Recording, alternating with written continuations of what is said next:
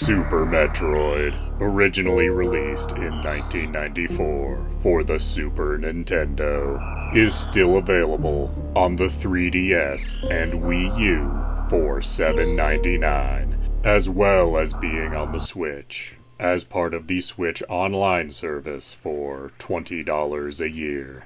And in all likelihood will be available on whatever Nintendo puts out next, and after that, for the rest of eternity.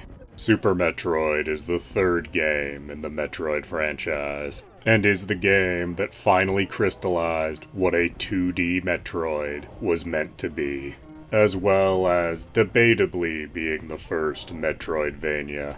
In this game, you play as Samus Aran, going to planet Zebes, or Zebes, depending who you ask, to retrieve the infant Metroid from Metroid 2 that has been stolen by the same space pirates from the original game.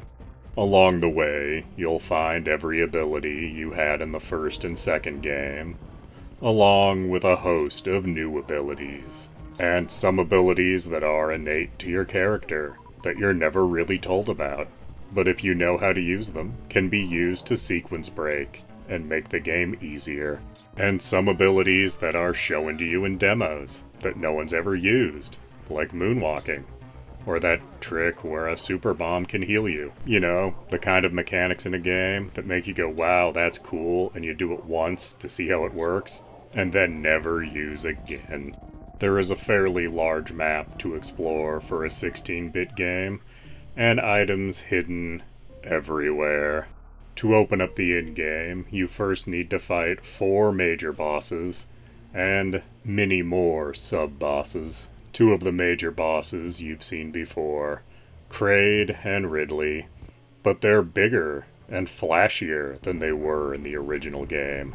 And bigger and flashier is the best way to describe this game, because it really is just a better version of the first Metroid, and is made infinitely better than the first game by having the inclusion of a map, and, at least for the first time in America, save points. Meaning you actually know exactly where you're at, and no passwords.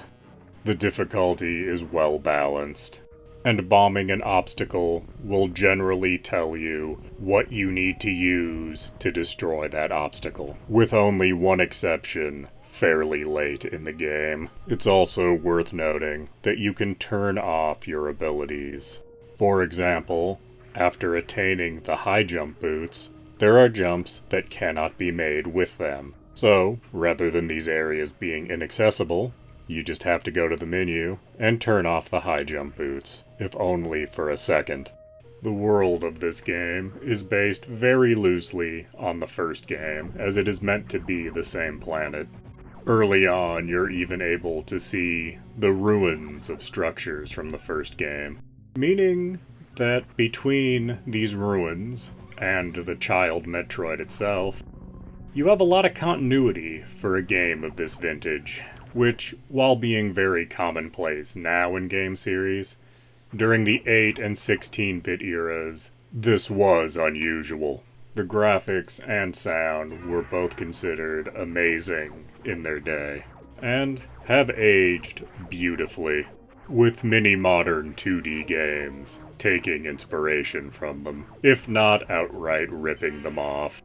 But is this old classic worth playing today? There are people who say this is one of the greatest games ever made. I don't know if I would go that far personally. However, I would say it is worth playing today. On a first playthrough, this game will take about 10 hours, so is easily worth the $8 asking price on the Wii U and 3DS. And if you're a Switch owner, paying for the $20 a year online service, Super Metroid is definitely one of the better games available as a bonus through that service. So I absolutely recommend Super Metroid. Please do like, comment, subscribe, and tell your friends.